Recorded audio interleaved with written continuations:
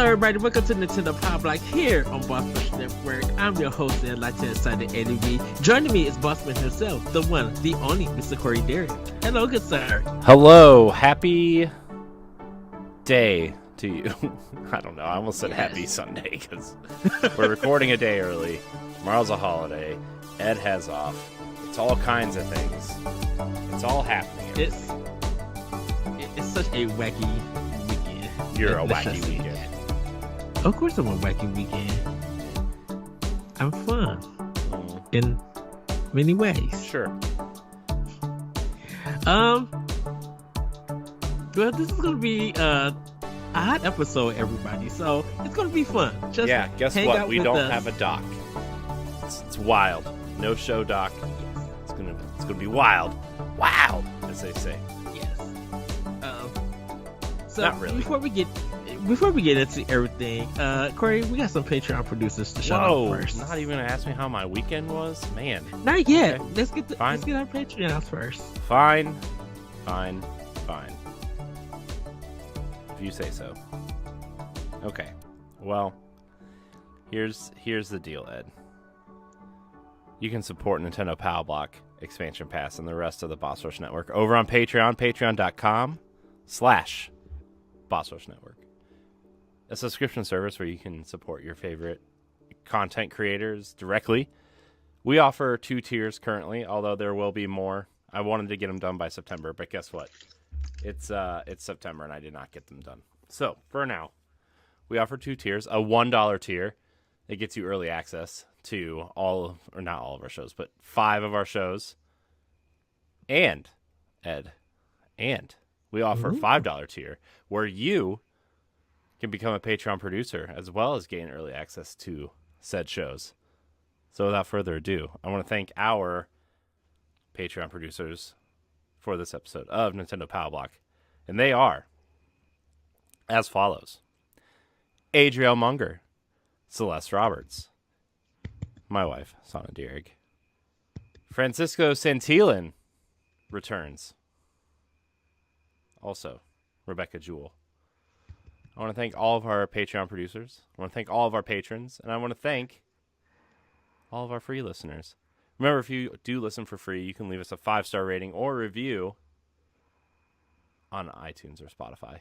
It would really help. Also, you can subscribe to the YouTube channel. That also helps. Leave the video a thumbs up. Subscribe. Hit the bell for the notifications. All those things that the YouTubers say. Do it all. Support us. It helps. Also, I know I said this on one of the most recent expansion passes, but shout out to Adriel Munger for sending me a nice message on Discord about, she just said she really enjoys the show and she enjoys the intro music, and it's very nice. I appreciate that because, sometimes we second guess ourselves and, all those things. Not that Ed and I don't have a good time all the time when we're here, but, outside of the show, when we turn off, as they say, you look at it and you're like, is what we're doing the right thing? And guess what? Messages like that make me say, yes, it is. So thank you. Yes. Well, Corey, how is No, Ed, weekend? How was your weekend? My weekend has been kind of topsy-turvy in a sense. One of our manager's daughters had to go to the ER because her leg was hurting, and so I had to open up after I closed Saturday night. So things are just happening, and I kind of haven't got the chance to enjoy the weekend because of work in a sense. But other than that, it's a weird week. It's just weird. Ed needs help, guys. And normally I would be hyped or have something funny to talk about, but no, just I don't know. It's just this weekend.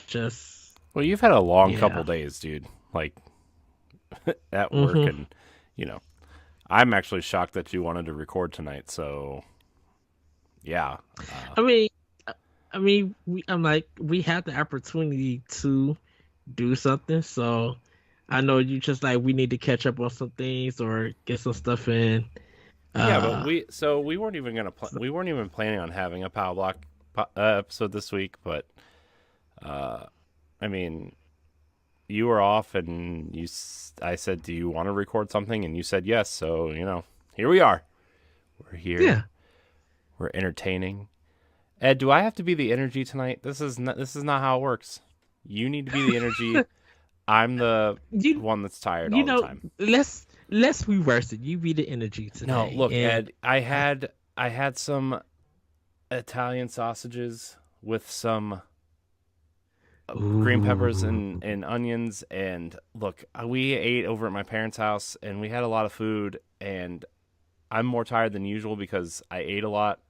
So hmm I need you to energy. Okay, even if you're at like a 2, I need you to be at like a 4 at least.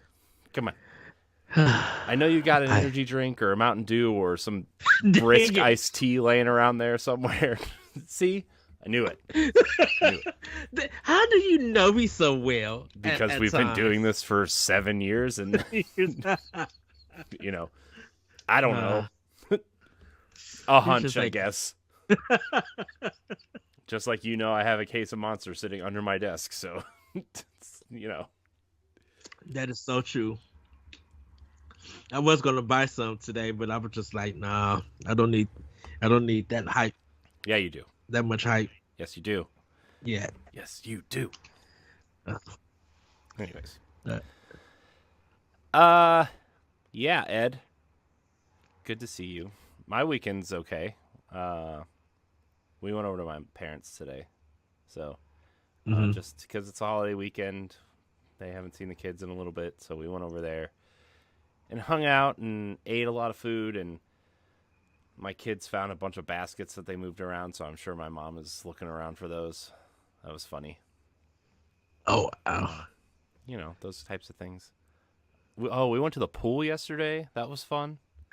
Ooh, nice. The first time I went all summer, and it was also the last weekend it was open, so good for me, I guess. And then, tomorrow's a free day. I have to work a little bit in the morning, but I'm off tomorrow, so yeah. Yeah.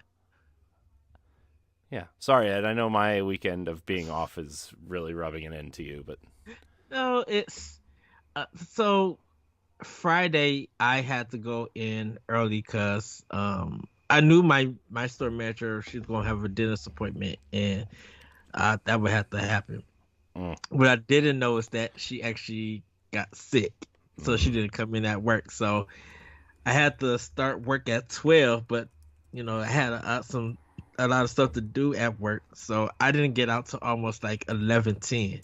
mm, So I had worked 11 hours that Friday. mm. Um, and then I had to go to another store to get some items to do some photo stuff, and then that took up more time. Because when I got to work, I had like some photo stuff that nobody touched Of that course. I had to do. So it was just like, oh, great. So it's kind of just been delay, because I had to, you know, get certain tasks and stuff done, and then working early and everything. So it's been, it's not draining me or anything. Are you Uh, sure? Because it sounds like you haven't slept in like 4 days. no, it's. I think once we get rolling with the show, we start talking about stuff. My height level would get there, would get back. It's just, yeah, it's just I just didn't get to have a weekend in a sense. So I think, you know, once I get a full day off and kind of recuperate, and once I kind of get back into doing things, I'll be good to go. I'll be like hyped and everything. Mm. Um, which just yeah, this weekend has just been, like I said, wacky ups and downs, twists and turns and stuff like that. Um, So yeah, but that's good that you got to eat, got to hang out with moms and pops. Um, yeah, it's good that you got to do that. Yeah, it was It's fun. good to it's good when I hear you in good spirits. Uh, and you're having fun. That makes me happy. I'm trying to It have really fun, does. you know? Also, you know what else I did this weekend, Ed, that made me really happy? I literally reorganized every single asset from every single show that I/we have ever been a part of, including the Nerds Gone Rogue stuff and the DNA stuff. Oh I wow. reorganized all of it, and like, just it was took me a while, but I did it, Uh-huh. and it made me a little bit happy. So yeah, it was fun. Yay. Oh, what a Yeah. time! Well,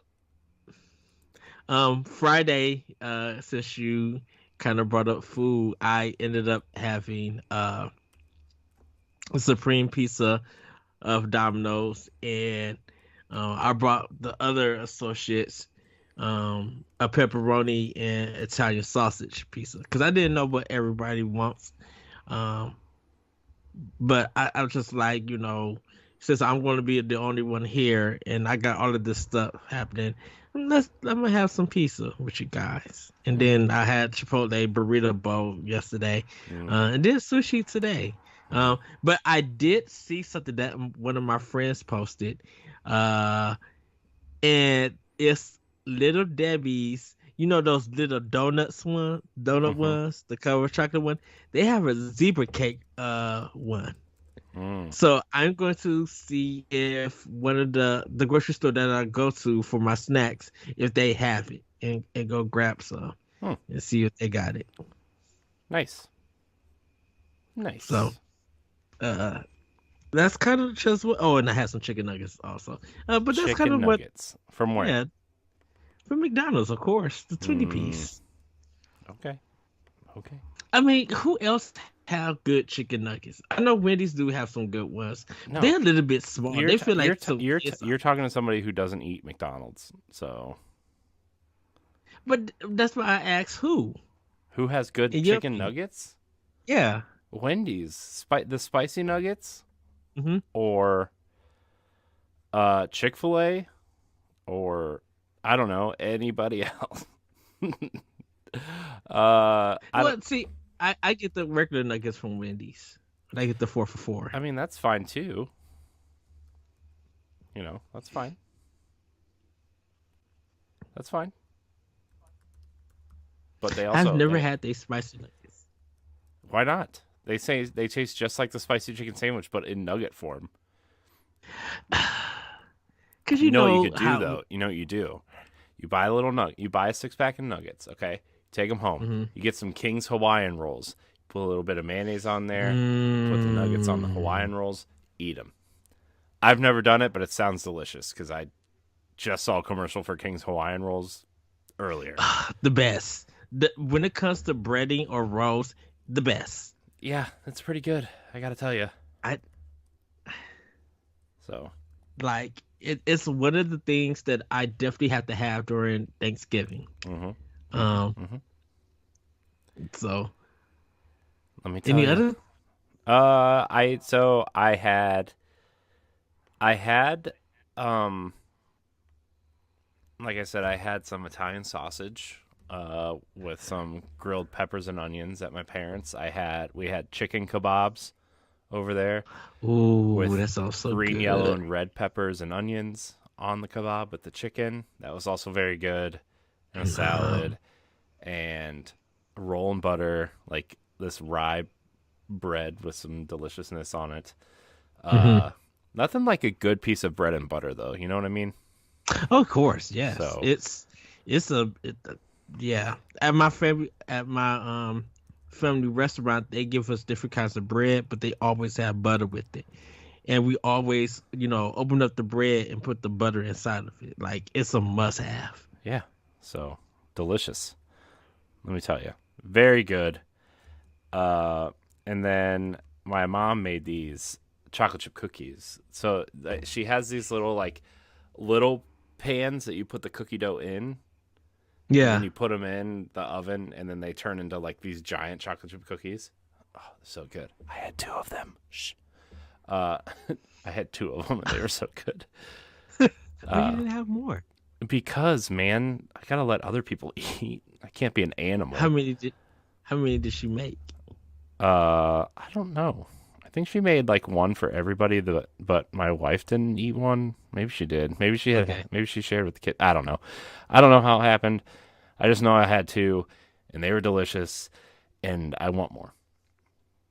I love cookies that's like Mrs. Fields cookies. Like it's that nice soft cookie, but it's so chocolatey and a bit moist and buttery. It's just like, yeah, these are so good. I think that's why I eat like the soft and chewy Triple Hoy ones. Yeah.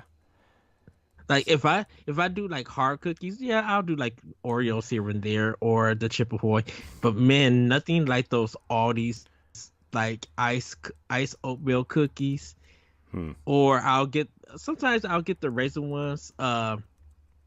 If like on a whim, but normally they're ice oatmeal cookies. I'm always getting if I'm at Aldi's. Yeah, it's very good. It's very. I love a good cookie. You know, some people are like ice cream people. Some people are like candy people. Mm-hmm. I am a good cookie person. I enjoy a good cookie.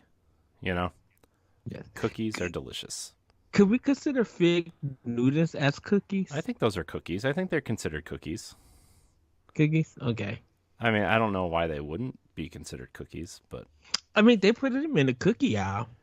And I think it's because of the middle part, the where the filling is at. Yeah. That's more, and I guess that dessert or that cookie is like open for you to see it. Mm-hmm. Instead of it being like round shape and all closed. Yeah. And everything. Yeah. So, yeah, that was some good eats. Let me tell you, very, very good. Yes, I'm going to get on Grayson because he has some Snackendo goodness with some Japanese, or I think it's Japanese food that he had. He took a picture of him like, when you come on the show, you must tell me all about this. Yeah. I have been having a hunger for a Chicago style hot dog, and I'm just may get one tomorrow, or Tuesday. Okay. Unless there's a Nintendo Direct this week, I'll be like, well, I'll be having this Direct. Look, we're gonna talk about this theoretical Nintendo Direct because that's probably gonna be the docked mode or topic for the show, because I have a lot to say, especially because like I saw some stuff about the Mario movie come out today, and I saw some other things that I would really like to talk about, like the return of Atari and how they're kind of talking to Nintendo a little bit. I heard on a podcast today, so like I'm like, we got a lot to talk about. The Wii U shutting down services this month, so we have some things to discuss, Ed. But first, what time is it, Ed? Of course, it's time for Play with Power. Yes, there it is. There it is, Ed. There it is. Let me tell you, Ed. Okay, here we go. Are you ready? I'm going first. I'll talk about Destiny later, because I know I bore everybody with Destiny. But I played some of that Teenage Mutant Ninja Turtles, the Cowabunga collection. And let me tell you, a lot of those games are really bad.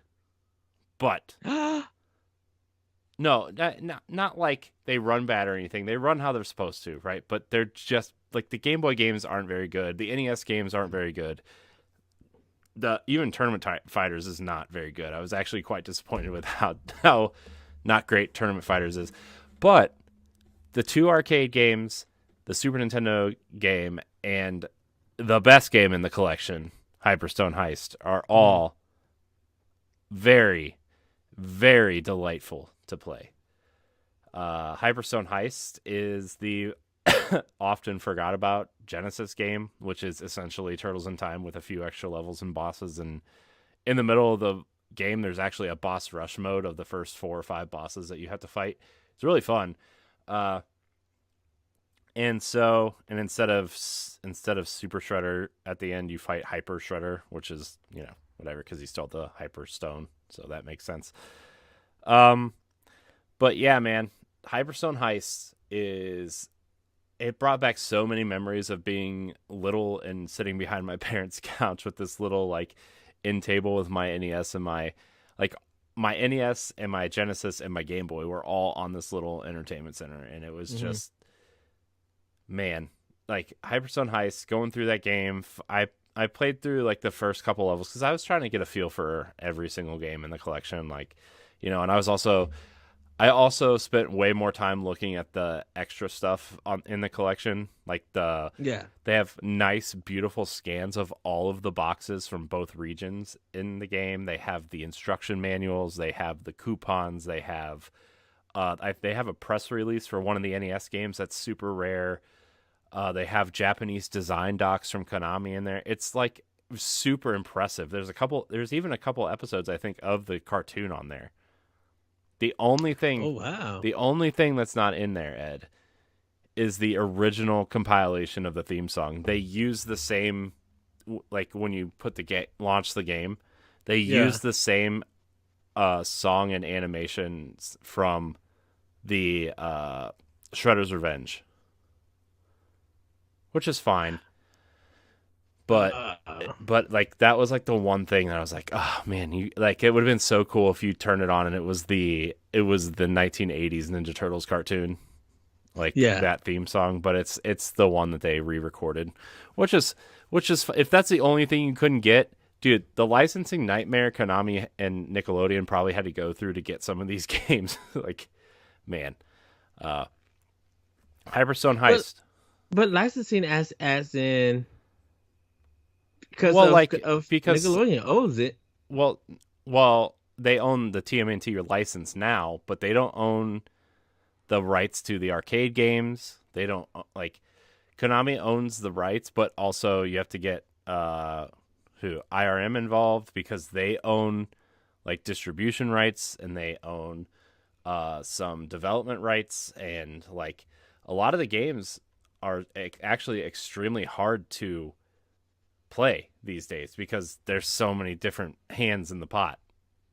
That's very weird because Konami developed publish. That's why they redid that's why they came out with Turtles in Time Reshelled on the 360, right? Because they couldn't lock down the arcade rights to sell it at a decent price. And it was actually cheaper for them to remake the game than it was to get the rights to this game. Wow. So that I didn't know. I thought because Konami, and plus Nickelodeon didn't own Turtles at the time. No. Who actually owned it at that time? Who owned the Ninja Turtles? I think. Yeah. What? When Konami was making the games. No, not WB. Maybe Fox Kids. I don't know. Because the creators didn't. I feel like there's a history with the Turtles that we don't fully know yet. I don't know, like there's an article or story of breaking everything down between them in the series. Yeah. So I don't know, man. I just know that there's a lot of licensing in here, and like I know a lot of people thought that $40 was really steep for this, but actually it's like probably pretty cheap. It's probably the cheapest that you could probably. I'm surprised if Konami is making any money off of this. Well, they probably are making. They're probably making some money. I don't know how much. I'm sure they're making some money, or it wouldn't have been worth it to do this. But also, like, it's probably not as much as like, I don't know, the Castlevania collection, right? Right. So, but I know for a lot of players, like who know these games, right now, this is the only way that you could play it unless you own those original copies. Like none of these games never been re-released at all on any platform. Yeah. So, right now, like besides the arcade game, you could unless you go like to like a place that does all these all old arcades and they still got that arcade board still up and running, that'd be the only way. But like for a lot of the stuff in this collection, there's no way that you can actually play unless you own it all. Um, because I had Hyperstone Heist. I actually paid $20 to get Hyperstone Heist because that was the price of it at KB Toy Store Hmm. in the mall. Because I remember there was a lot of games that was on the Sega Genesis and Konami's games was always $20. Because that's how I got Rocket Knight Adventure too. Rocket Knight Adventure. Right, and if I would have had the Sega CD, I still to this day would have had Snatcher for $20. Man. Rocket Knight Adventure, man. What a game. They remade that game for XBLA too, and it's backwards compatible. I never knew they did a remake, and I never got to play the remake. Well, it's only like $10. I'll probably pick it up, give it a try. It's not great, but it's fun. It's fun enough, we'll say. But yeah, that collection is really fun and super nostalgic. The thing is like if you want a good Ninja Turtles game, go buy the Shredder's Revenge. But if you want that nostalgic feeling and like you were nostalgic for these games back in the day, and like so like the Game Boy games aren't very good. I've never even played 3, and I checked that out. And like 2 and 3, the sprites are for those turtles are huge. It's like Metroid 2 size sprites on these games. Ooh, Yeah, that's too big. yeah, it's rough. And like I think the third Game Boy game is actually like a Metroidvania style game. Yeah, they did say. Yeah, they did say it was. Yeah, which is super interesting. The NES games are like they're fine, right? I mean, the first game is just bad. The first game is bad, but the thing is, though, Great soundtrack though. oh yeah, For the first soundtrack's game. awesome. But that's the only good thing about it. The Yeah. thing is that Konami and whoever like helped develop this, I think it was Digital Eclipse, like actually Yeah, it went was. into some of these games and retooled some of the like jumping and assets to make them play like they're supposed to. Yeah. And like other than the NES game being an NES game, like there's no like glitching, there's no asset disappearing, like it plays and looks great.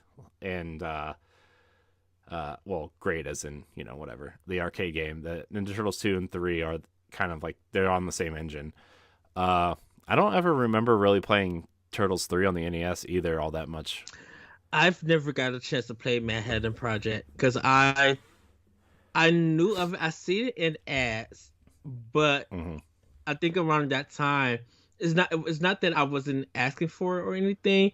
There was just something inside me just never wanted it. Never looked forward to it, and I think it was kind of. I feel like it was almost close to the end of the NES lifespan, because after that, Turtles in Time came. Because I skipped 3 and played Turtles in Time. Yeah. It's so like it's basically a direct sequel to the arcade game. So I mean you're really not missing a whole lot, It's a direct sequel to the arcade game. Like it plays just like Turtles 2 on the NES. Same character animation, same sprites, just new levels pretty much. Like if these games came out today, it would definitely be DLC. Pretty much, yeah. So that's cool. Turtles in Time. I still stand by that the Super Nintendo version, aside from playing with 4 players, the Super Nintendo version is the definitive version of Turtles in Time. Like the arcade game is fine, but like the Super Nintendo version has like extra enemies, like the bosses are switched around and make more sense, and like so they did that to extend the game because I know. For the arcade, like if you played the arcade, it was supposed to be a quarter buncher. Yeah. even though you got four people and everything. Um, and during that time, a lot of the arcade games only had close to 5 or 6 levels. Anything. Yeah. Well, I So mean, yeah. yeah, I mean, I wasn't expecting like a, like a what I mean. So, anyways, back to the games. I still think in my opinion, the best game in the entire collection is Hyperstone Heist. I know it's because it's the game I played the most out of this collection. It's the Hmm. one I'm most nostalgic for. But like the Super Nintendo. Oh, by the way, the Super Nintendo and NES controller and the Genesis gamepad all work on this thing, so you can play the games like they were supposed to be played, and which is unique to the Switch version, or I guess the PC version. I guess if you really want to go that route, but the this collection is super fun and nostalgic. Like I said, the games Hmm. are like they're fine, but it's if you're nostalgic for these games, this is a great way to play them. If you are not nostalgic, I don't know if it's going to change your mind on Ninja Turtles or not, but in my opinion, like it was worth the price. I think this, yes, and I will say this, and then I'll let you continue, Corey. This was the good era of the Ninja Turtles, because Yeah. literally after I think Hyperstone Heist or Tournament Fighters was the last game that came out for a while for the Turtles, um, because when it got to once Konami lost the license or wasn't making any games for it, uh Well, the game who got started. the license after Konami? It was Activision, right? Was it Activision or was it? Well, Ubisoft had it for a while.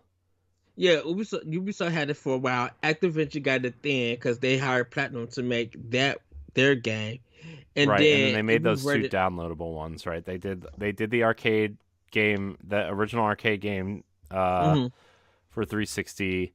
They did the that They did a Turtles Malay style game. that was Ubisoft. That was Ubisoft. That turtle like the Wii Smash Up Turtles one that's like Y- Smash Yeah, Brothers. I think when you said the arcade game, I was thinking of you was talking about Ubisoft, so that's why I Oh. said that one, and then uh But uh who did the like the GameCube and PS2 era ones?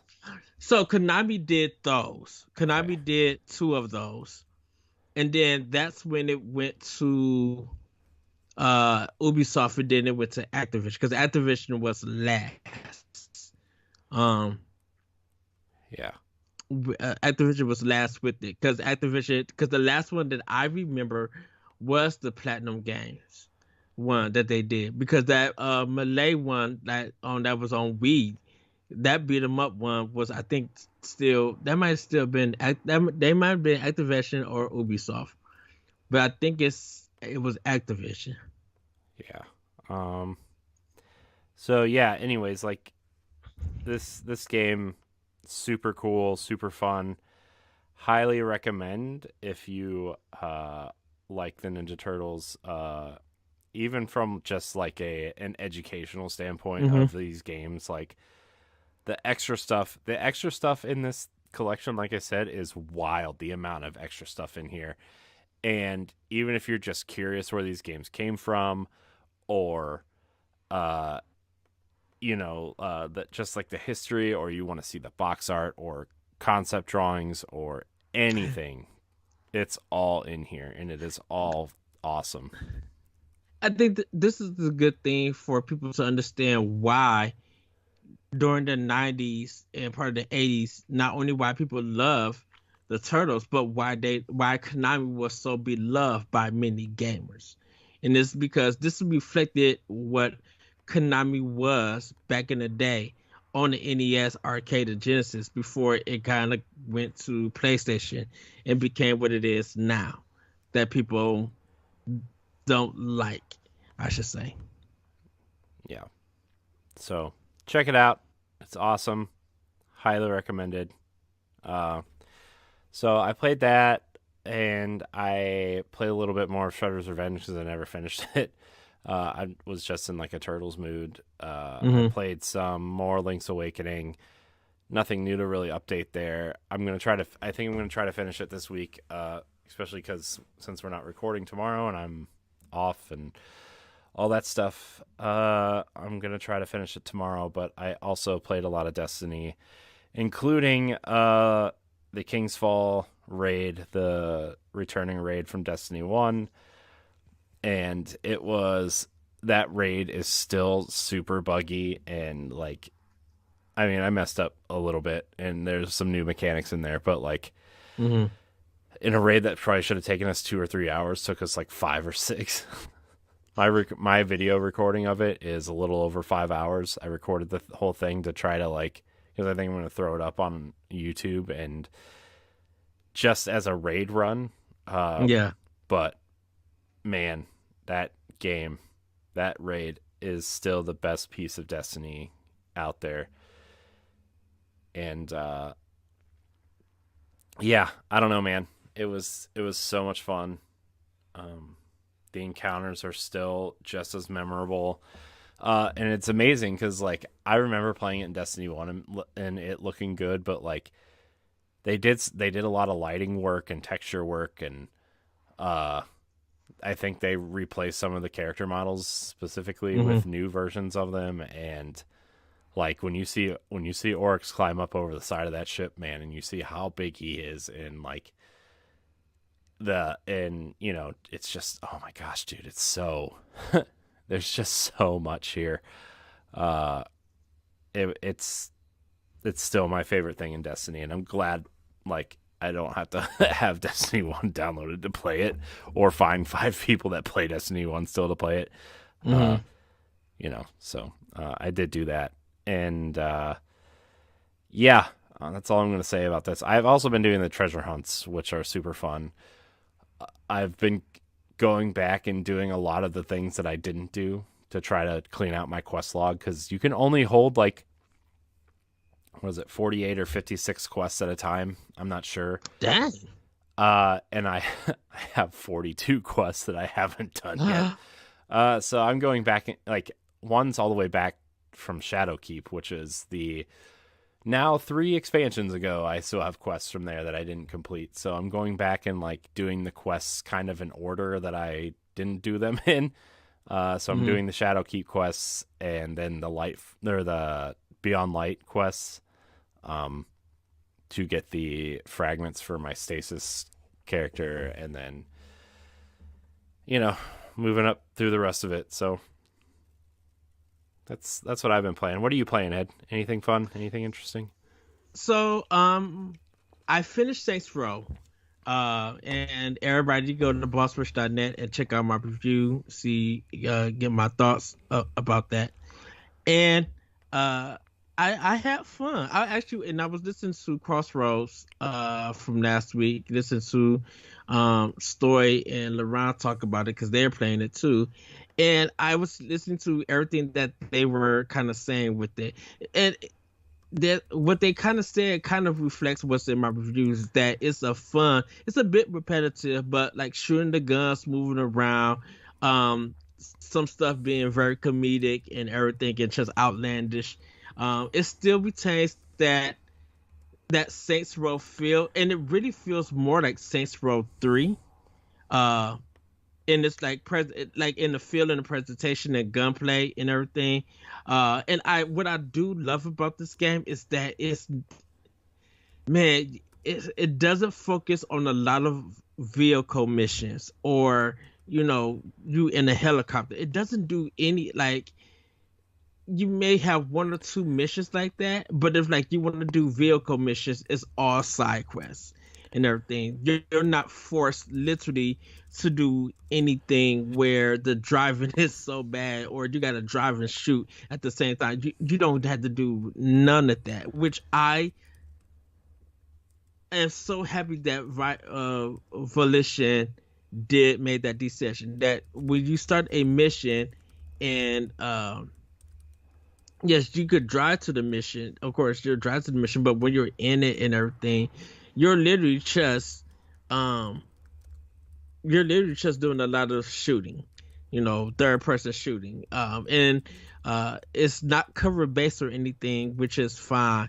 I know that when you're in some of the animations where you're doing the takedown, and that's when your Saints circle at the bottom, it gets filled up to 100 after you're like kill certain enemies.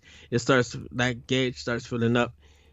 You'll be able to take down the enemy to heal yourself, and that's fine and everything. Um, but I just found it so literally fun doing all of that. And when I didn't have to do too much vehicle stuff or be in an airplane, it made the enjoyment better. Now, reason I kind of feel like it's a good game, and I feel like people will buy it more uh at around Black Friday, is because that it still feels like Saints Row 3 and not like a reboot. So it's not like too many fresh ideas. It's just like a game that you already did before. Just all that coding has been transferred to this game with some new coding onto it, which I'll take. I'm completely fine with that. Um, so yeah, that's kind of what I've been playing on like Xbox. Switch still playing. I've been cleaning up quests on Xenoblade Chronicles 3, and I think I had to miss some side quests so I could actually finish this game, because Splatoon 3 is coming out this Friday, and I kind of want to jump into that and play it and everything. Hmm. Because next week I will be on vacation. So next Sunday it starts my whole vacation and everything. Nice. So I'm super excited. Um I'll have like eight I'll have 9 days of able to play games and get stuff done and everything. So I'm excited for that and stuff. And I need to start getting my Xbox One and PlayStation 4 games like just organized and uh categorized so I could put them into my computer system and everything, or get that all together and then get all my Switch games. Which, Corey, I went to Best Buy. Yeah. Because my keychain came in that I got when I pre-ordered Saints Row. It came in. I didn't know that it came in. I thought they was going to send it to me. So I went to go pick it up. And I was just like, you know what? I'm going to walk through the gaming section and see what they got. So Switch is looking good, looking full, some empty spots here and there. I get to their Xbox section and it's only about 3 rows full with games. Like 2 whole sections like is empty. And I'm like, whoa, wait a minute. What's going on? Are you guys getting rid of this Xbox section, or are you reducing it to like really low? Because I didn't even see Strangers in Paradise Final Fantasy. I was gonna see if they had it for Xbox. They didn't have it there. They had like some old stuff. And then I went to the PlayStation era, and they had mostly PS5 games, which is fine. But what happened to the PlayStation 4 games? Like, what? Excuse me, everybody. I'm like, what is going on with Xbox and Sony and everything? Like, why is they sections reducing and Nintendo is just like flourishing with everything? I'm telling you, man, like Xbox, like the Xbox gamer wants digital games. I'm telling you, the Xbox community, and I think we had this discussion on a recent expansion pass or something where, Sony fans are kind of like Nintendo fans, where they want their collection, they want to show the games on their shelf, they want to, buy all the first party games and support everything and, be there. Whereas Xbox with Game Pass and, their push for digital games and the discounts you get for digital games for being an Xbox Live Gold member or Game Pass subscriber, or even they sell a console without a disc tray, right? Like the Series S. So like they're pushing the digital marketplace, and you're going to start seeing less and less of an Xbox section to the point where, like, to the point where Microsoft's going to have to be careful because I mean, we're not at a point yet. We're getting close. We're getting really close. But we're getting to the point where, like, they're not, like, stores are going to stop carrying Xboxes because, like, once you sell the box, what are you going to sell alongside it? A controller? You're not going to sell any games because they're all digital. So, like, what are you going to do, you know? But this is the problem because if your internet crashes or something happens to Microsoft servers where it's not being online and stuff, even with games that you bought from them digitally will not work. Well, I mean, your discs won't be able to read the license either, though. I mean, that's disc-based games. Disc-based games are, like, I would say starting probably towards the end of the Xbox One, PlayStation 4 era, just don't. Like, I have Destiny physically on on Xbox. Guess what? The stuff on the disc doesn't exist anymore. The stuff on the disc is gone. They don't even sell disc versions of Destiny anymore. Like, the expansions or anything, they don't come on discs. I still have my physical version of Destiny. And the thing about it is the reason I say that is because I popped in with Saints Row, for example. No, not Saints Row, sorry. Tomb Raider. Because something happened to the online. I was connected, trying to get my system connected. I had rebooted everything with my internet. My internet was working, but my system was acting just weird. So games that I literally had purchased, games that work, games with gold, no Game Pass. Well, I don't have Game Pass anymore, so I'm fine with that. I couldn't play for some reason because it couldn't check online to see if it was a legit copy or whatever. But I put in my Tomb Raider. I had Tomb Raider 3 installed, and you would think that if it's going to be just based on the license, then that should have been part of it. No, I was able to play my physical versions on my Series X, and it's just like, this is weird. I'm like, if I bought it digitally and everything, I should be able to play it. Because the only games that I don't own is anything with games with gold. That's the only stuff that I don't own. Everything else, that some of the stuff that I still had when I had Game Pass and stuff, I deleted. I got rid of. I'm like, because I don't got the service no more. Yeah. But like the stuff that I bought digitally on do Microsoft service or do Xbox, I should be able to play and load up. If my Switch goes offline, I'm still able to play my digital games on there. Yeah. The thing too, though, is like, I've actually been playing around with canceling my Xbox, my Game Pass subscription, just because, like, I don't have the time. I prefer to play on my Switch and like the only game I put any like real time into, right, I'm probably gonna buy, and I, like, if you asked me that a year ago, I would have said you were crazy, and I'm sure I've said that to you multiple times for canceling your Game Pass subscription. But, like, I was thinking about it today, and I'm like, because I'm playing around with canceling our Netflix subscription, except we just started watching a show on Netflix called Uncoupled. I don't know if you've heard of it. It's it's Neil Patrick Harris's new show, and it's really good. I've been watching it. I got like 2 more episodes that I need to watch. It's really good, but like, my point is like, I'm trying to see where we can like cut corners, because I want if I'm going to spend money, I want to spend money on things that I'm going to utilize and stuff.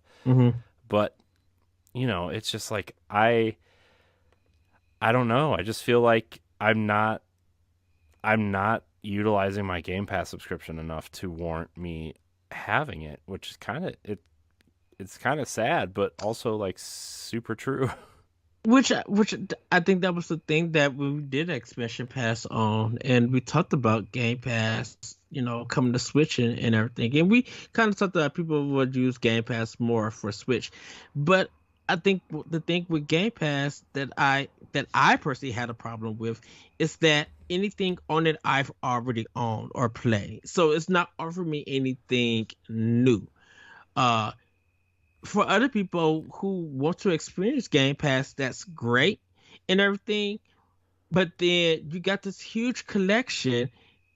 There should be more games on the systems or that people experience during Game Pass, and always feel like it's sometimes the same game. They haven't moved away from that. They get hyped that new games are coming to Game Pass, and then barely anyone checks them out. And I can't say anything for PlayStation Essentials just yet until I hear more people I talk about that service. I don't think that service is doing as well as they want it to. Um, I mean, I don't know for sure. I'm not invested in Sony the way I am Nintendo or even Xbox at this point, but like Hmm. I listen to a lot of PlayStation podcasts, not a lot, like a couple. Uh and the couple PlayStation podcasts I listen to and the couple Xbox podcasts I listen to, they're all just kind of like it exists if you want it. You know, it kind of almost has like a PlayStation Now uh kind of feel to it, and it kind of, I don't know, I kind of feel bad, but also I don't know if they know what they're doing with the service yet. I mean, they haven't had a good rollout cadence. I mean, it's going to take a while, right? Like it's going to take Hmm. probably like 6 months to a year of this service being out before they have a good cadence of rollout and whatever. But like I've heard, like since the service launched, they haven't released anything prior to PS4 since launch, except for like I think next month they're getting the second Siphon Filter game and the PSP version of Toy Story 3 for some reason. Yeah.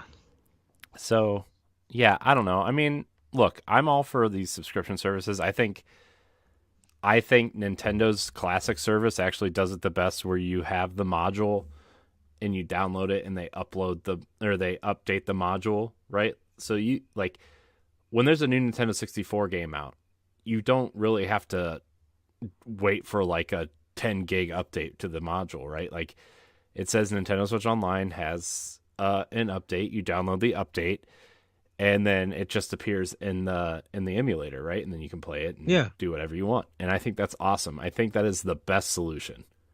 You know, I almost wish Game Pass was like that. And like technically, I guess you can filter it by console, right? Which I guess is essentially the same thing, but like I guess PlayStation is just like all over the place. You can't search by release date because they all say 2022 on them. So yeah, I don't know. I get again. Look, I don't want to judge it until it's been out for a while, but just from what I've heard externally, it seems like it needs some work. But Yeah, because I think Austin and LeBron has it yeah, that I know of. yeah, Um, and I think for Game Pass, you, Jesse, um, David, and I think Story, um, and maybe Stephanie has Game Pass. I think. Uh, some of the Boss Rush crew has Game Pass. hmm Uh, and I think most of us have Nintendo Switch Online with the expansion. I know me and you got Switch Online and expansion yeah, and everything. yeah, and And I do play games on it. Like I play some of the Genesis games on it. yeah, and I was actually looking through Game Pass today, and I actually forced myself to download some stuff to my console from Game Pass just to be like, Hmm. I'm not utilizing this system enough. I know I'm really into Destiny right now, but like there are games on here that I've always kind of wanted to check out. But like I also went in and I realized 3 of the 5 games that I downloaded I already own somehow, you know? Like Final Fantasy 13 and Dishonored and the Fable Anniversary Collection. Those were all games that I went into Game Pass and downloaded, and I realized I already owned them. So like it was like a waste of time. Right. I actually bought Fable 2 and Fable 3 so Yeah. I could play them because I never got to play them or Yeah, anything. I own all three Fable games. I own the Dishonored like I bought that Arcane collection right before Microsoft announced they were buying Bethesda. Remember where Uh-huh. they that collection that had Dishonored 1, 2, Death of the Outsider, and Prey? That collection, Ed? Yeah, I'm here. Oh, did you hear what I said?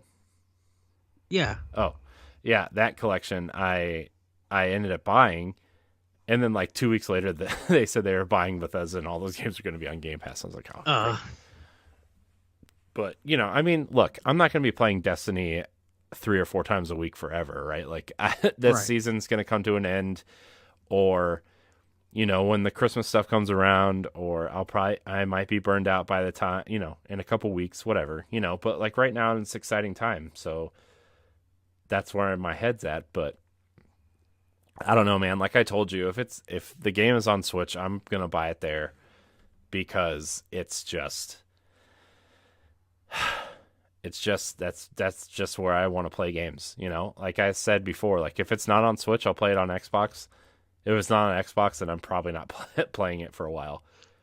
Pretty much because like for me the next game on Xbox literally is Call of Duty Modern Warfare 2 because I got the first one and I want to see what the campaign is. That's the only one that's left because everything else is pushed back to next year. Where at least with Switch, I got something almost every week if I'm looking forward to. Like this week is Splatoon. In a couple of weeks, it's going to be Bayonetta and Nier and Mario Rabbids 2. It's like it's going to be a bunch of stuff and everything. But Yeah. like for a lot of the third party, if it's on Series X, I'll get it there. The only ones that I won't get is the PS5 versions of games if it's not on PS4. Like the next PS4 game, even though I got Horizon, the next one is going to be God of War Ragnarok, and that means I only if I look at it, I will only have two PlayStation games that I bought this year. It's two more than I got. You know, Yeah. I mean, the thing too, though, with PlayStation is just like, A, it's too much money right now, and B, it's so big that I'm just like, I don't really, I don't really want this thing because I don't have anywhere to put it, you know. So that's I'm to me it's more because I'm more concerned about the games than the size of the system. yeah. Well, It's I mean, it just has games that I want to play, right? Like it has the Uncharted collection, has God of War Ragnarok, it has Horizon. Like those are 3, 4 games I would totally play again. mhm. Uh, and I will at some point. Just you know, not on a system that's the size of my house. I think some people gonna feel like, why would you not have that same feeling for PlayStation like I have done with Nintendo? Like, Well, the why thing is it is the Switch is cheaper and it's smaller and I can take it with me. Those are three reasons. Plus like, the obvious reasons like Zelda and Mario Kart and all the great games, but like But I think some people might feel like, well, you know, you talk about Uncharted, like you played that on PS3 and everything. well, I did. Uh, I did play it on PS3. oh, I know, but I'm talking about me. People Oh. asking me, but I wouldn't get that on PS5 or The Last of Us or something like that. But if it's like Wind Waker, you played it on GameCube and we bought it on Wii U, and if it came to Switch, you'll buy it again. Why is that acceptable, but not for PlayStation? And for me, it's I will rebuy some games that I have played before and everything. Mhm. Um, and I know that's different. I know that's contradicting about what I said with Game Pass and everything. But there are some games that I would rebuy because they did some updates, quality of life changes and everything. That I'd be like, okay, I know with Nintendo, if I don't get this now, if anything in the future happens, at least I would have a copy because Nintendo don't re-release a lot of games. The only reason why they're re-releasing a lot of Wii U games is because people didn't play a lot of those titles on that system. Mm-hmm.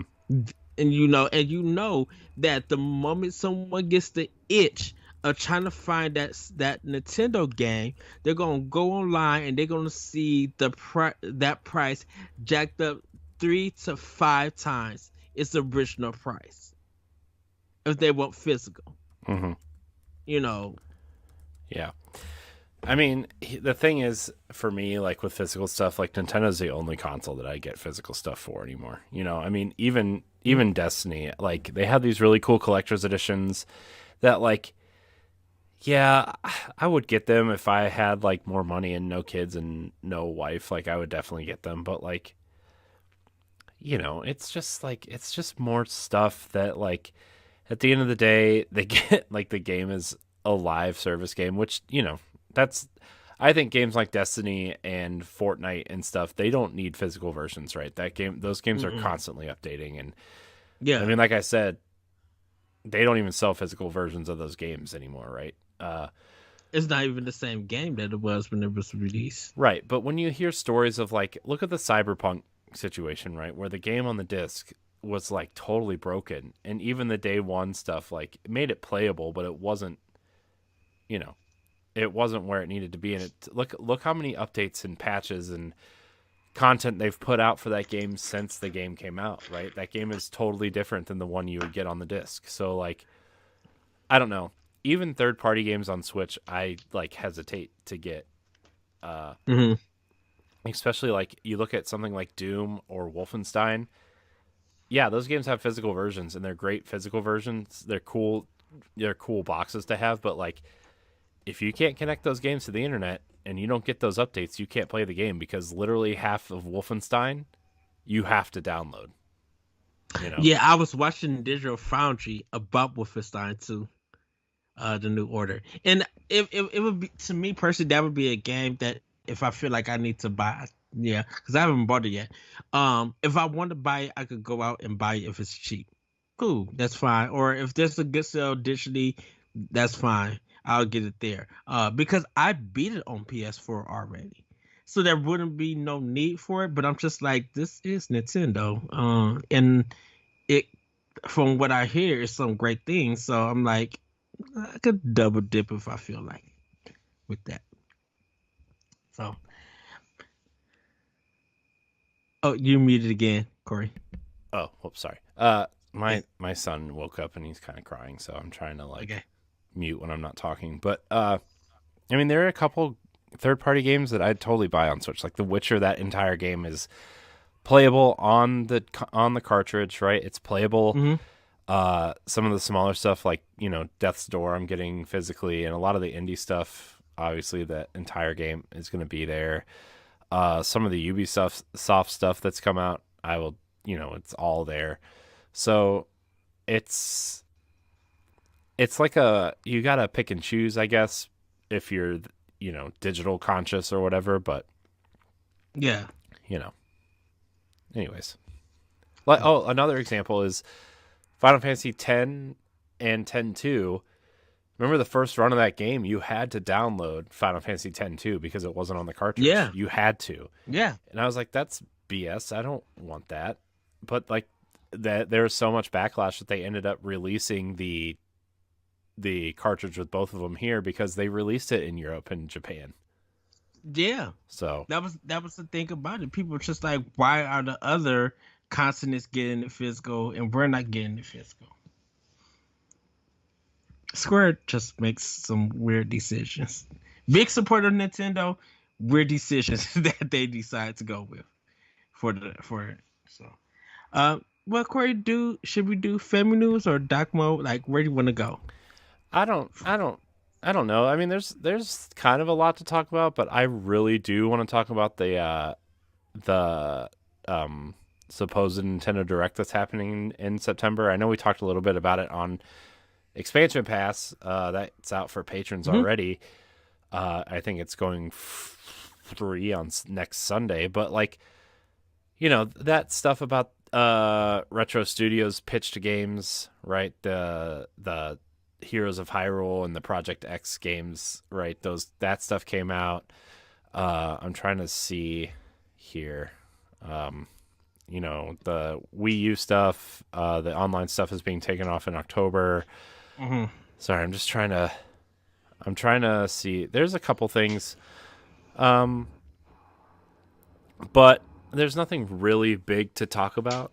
Splatoon 3 already leaked online and through like an online emulator, so that's happening. Yeah. Well, let's get into dock mode. All right. If there's anything we want to talk about after this, then we'll do it. But yeah, I want to talk about this, Ed. Okay. So Corey, I'm gonna put dock mode in your hands. Okay. For this. So a lot of people know that people like Jeff Grubb and Tom Henderson and VGC and Eurogamer have all reported that there will be some sort of Nintendo Direct, a Zelda blowout Direct, as they're calling it. But there's also been some other stuff, like maybe a Mario trailer movie. The Illumination has already updated their website to call it the movie Super Mario Brothers, which shocking, I know. Right. I told my wife that. I was like, they came out with a movie and the title for the Mario movie. She's like, what is it? I'm like, Super Mario Brothers. She's like, what else would it be called? I'm like, exactly. That kind of stuff. Maybe we'll see a trailer for that. The Metroid Prime remaster could also be shown off. EA's It Takes Two. So there's actually a lot to kind of unpack, because after really Pokemon, we really don't know what's coming, right? We have theories, we have ideas, we've predicted as much on probably 5 of the last 15 expansion passes, right? Yeah. But after Pokemon, we really don't know.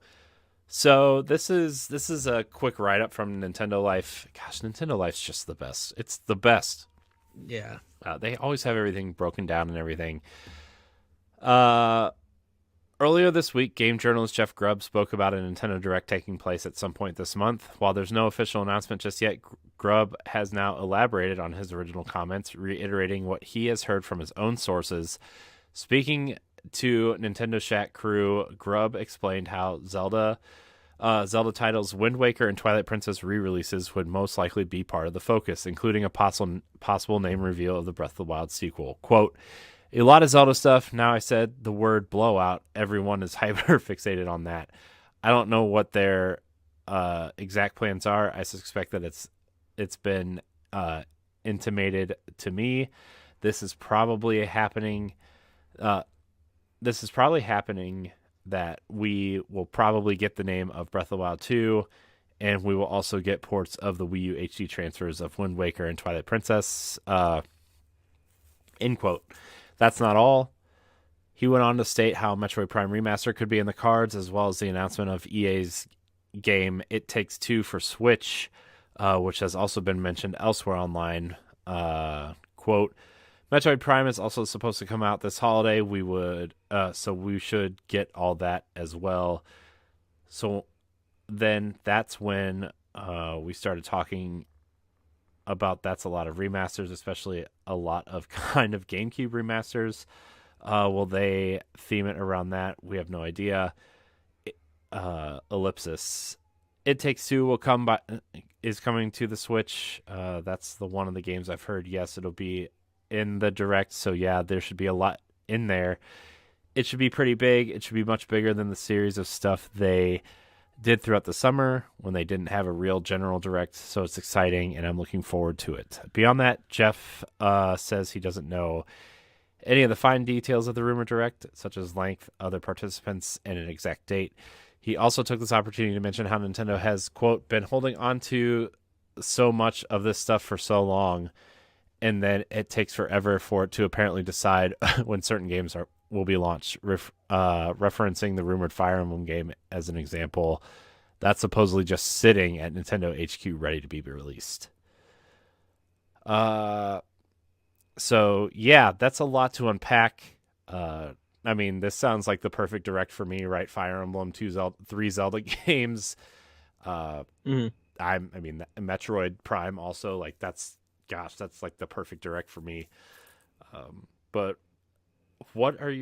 like, I know you're going to say it's probably not happening. But if this is the supposed direct that we're getting, what are your thoughts on this? Like, is this enough to make a direct out of? Like, how do you think Nintendo will position this? How long will it be? When are these games coming out? Because I have a lot of thoughts, especially if there's 2 Zelda ports coming. I have a lot of thoughts on this specifically. So, I think it is happening this month. Um, when it would happen though, when they was just like it'll happen on the 12th, I'm like Nintendo was not going to do a direct on a Monday, so you could throw that out.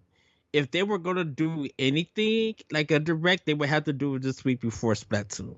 But I think they're probably going to wait till after Splatoon is done so they could focus more on the fall and the winter. Um, I don't think they're going to go port heavy with definitely with them not saying anything about Advance Wars. If all of that other stuff came out before Advance Wars, people are going to be questioning Nintendo, like what's going on? Because we know that you guys held on to this game for the war, even though that's still going at this time. What have you guys really been doing with this game? Because now, like I said, that with the delay of Advance Wars, Way Forward had to go in and start polishing stuff because even they, for somehow, been quiet and everything. I think they're going to probably focus on stuff from like Harvestella from Square Enix. Um, I don't see It Takes Two coming to Switch. Because I think what's going to See, happen. that's the perfect game for Switch, though, because it's got the 2 controllers to pop off. But the problem is that no one is going to care, and it's too late to do it. I don't think so, dude. All those other games, Unraveled and Unravel 2 came to Switch like 5 years after. This is coming, what, a year and a half? Right, and everybody was mad at EA about that because no one played Unravel 2. And guess what? It's still on the top 20 charts every time there's a sale. Which is weird. Which is literally weird because and this got Game of the Year. So you put Game of the Year on that? Everybody was upset because it shouldn't got Game of the Year. I think you're wrong. I think we were upset because there's some great games that year, but I think a lot of the industry thought this was like the best game that came out this year, hands down. That was the thing about it. People really felt like Metroid Dread should have got it. And It Takes Two shouldn't have get it. Not saying that It Takes Two is a bad game or anything, but no one played It Takes Two. And even though, you can't find streams that people played it and had some good fun with it, but it literally, when it came out, zero talk about it. Even journalists was giving it zero talk and everything. So it was just the fact that with EA bringing, I don't know if EA is publishing or anything. The fact is that when these games come out for these other platforms, these indie games, the Nintendo version should be there also. I'm not saying that it's always going to be there, but if he's already working on his new game, we know Nintendo's not going to get it. I understand that. It would be perfect for local co-op or something. But with EA, it's too late for you guys to bring this game when this game should have already been out. See, I don't. But this is the way that. You're wrong. But I think it's fine. But I think this is the way that EA is trying to show, and I'm putting in quotations, support for Nintendo. They're bringing these games, but they're going to be bringing them out late and everything. I mean, I don't disagree with you on that front, but I think that this game's going to sell way better than you think it is. Well, the thing about it is that it can't drop no time soon. Because if you try to drop against some of the games that's hitting the rest of this year, it's going to get demolished. There's no way that It Takes Two is going to. It may sell well, people are interested, but EA is going to have to do some big pushing, marketing this game on Switch. they're going to have to do a big job. And if EA is not doing it, that's going to be a problem because all of those other games are going to crush it. Now, I understand that me and you disagree about it, uh, but I just feel like it's too late for them to bring that game. Now, if they do bring it, and people are interested in playing it, great. That's good. But you better hit it on you better put it on a date where it's literally dead. And they need to market it and stuff. See, Because if it's just what's the I think this game comes out during the Game Awards for Switch. This is Mhm, what I would do if I was EA, right? You know how Joseph Ferris is always at the Game Awards, right? He's always there. mhm. Uh, so I bet you get him out there to announce his next game and say, if you want to play It Takes Two, it's on the Switch. I bet that's how they market it. That's how I would do it if I was marketing this game and you wanted like a huge initial push. You put it out on Switch, and then on all the other platforms, like maybe Xbox gets it on Game Pass, maybe PlayStation gets it on PlayStation Plus Essential or whatever. Mhm. And if people want to buy it, you put a big old discount on it, like 50% discount, and then you put it on Switch. I think that's how you do it. If EA is going to do that, they really need to not say do it now, but they really need to make it a big thing. Because the thing about it is just it's still people are still reeling from the hurt, not the hurt, or the upset for that for a game of the year, and it's just like how I did it don't think people are upset that it won Game of the Year. I don't think they are. for a lot of the reactions, it has been a big upset. I mean, they were disappointed in the show already, or some people have that they made that their expectations.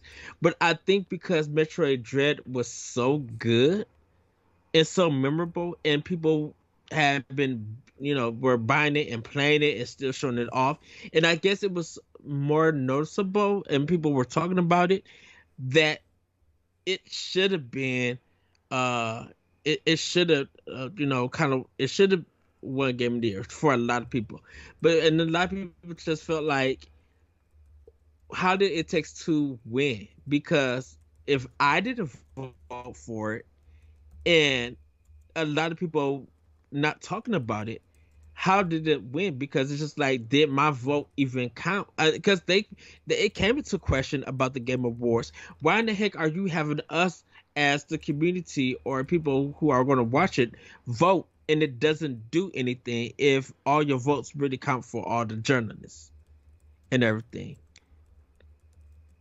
You I know, mean, I guess, but yeah, I don't know. If I think it's a great way to show off the Switch. I'm shocked that it wasn't there initially. mm, I don't know. I mean, I'm not shocked because Joseph Ferris has already said he doesn't really care for the Switch, but also like that would be totally be the game that you show off for Switch. It's a co-op game. It's a platformer. You know, the Switch comes with two controllers theoretically already, right? Like that's just the game that you show off, I feel like. mhm. So I don't know. I think I But think what's also going. I like this is think the game I'm least interested in this rumor. So what do I know? right, and I think everything else is a possibility. Is thrown up in the air that could happen. I feel like a lot of that would be something that they were announced in November for their last direct of Nintendo was going to do that or whatever they changed it to. I mean, if they want to announce those games for this direct, that's cool. But it's going to be like, man, I think people are going to be like, I want to see what some of the third party is bringing. Um, I want to see what update is going to be with Bayonetta, what update is going to be with Mario and Rabbit Spark. What's going to be with Pokemon if they do it? What is these montages going to be? Are we getting another collection? I think there's so much other stuff that people are excited to see. Like they want to see Silk Song, even though I was surprised that Microsoft had it, but that's a great get for Microsoft. And if Silk Song can be in this presentation, that's what people are going to be talking about. You know, what is Digital Devolver doing? Like, Trek to Yomi, are we getting that for Switch? That some people might be interested in stuff. You know, if Nintendo's going to bring Zelda, Twilight Princess, and Wind Waker, it will happen. When it does happen, though, it's going to be. Are you using this to fill the gap that we missed because Breath of the Wild 2 it's not there? Because if I was going to announce Breath of the Wild 2 with its actual title, I'm not doing it in September. There's no way I'm doing it in September. Anuma wants to come out and make this a big thing. See, so here's my thing with those games now, right? Where like these games are going to come out. I feel like Breath of the Wild is being pushed to next holiday. That's my thought. So it's holiday 23. And I agree. I think you're going to have a 1-2 punch with, I would say Metroid, some sort of Metroid Prime, or Metroid. I think in Prime 4 is leading spring or summer. I mean, they're going to put out the second 2 games before then. You're not going to put out Metroid Prime 1 and then 4. I feel like, here's what I think, though, with Zelda. I think you're going to put out one of the games this fall, right, in October, because we were talking the other night where Nintendo doesn't have anything between Splatoon and Bayonetta, right? Technically, they have Mario Rabbids, but that's technically Ubisoft, so like... Ubisoft, yeah. You know, I mean, yeah, it has Mario in it, so technically it's a Nintendo game, whatever. But, like, hold on, let me finish. Let me finish. I gotta get it out. So like you could easily put Wind Waker in there either at the end of September or after Persona 5 comes out, somewhere in that area. Metroid somewhere like within November, right? And then you put Wind Waker out in the spring. Actually, I would put Twilight Princess out in the spring. Actually, no, I would put Twilight Princess out in October and Wind Waker in the spring because I think more people want Wind Waker than Twilight Princess. It's my opinion. That's just what I see online. And you don't want Twilight Princess to be buried because people are going to buy other things in the spring, maybe. Although it's Nintendo and it's Zelda, so I don't know. And then they put Breath of the Wild out in the fall. Like that's my opinion. I wouldn't disagree. I would probably move Twilight Princess actually to January. Gross.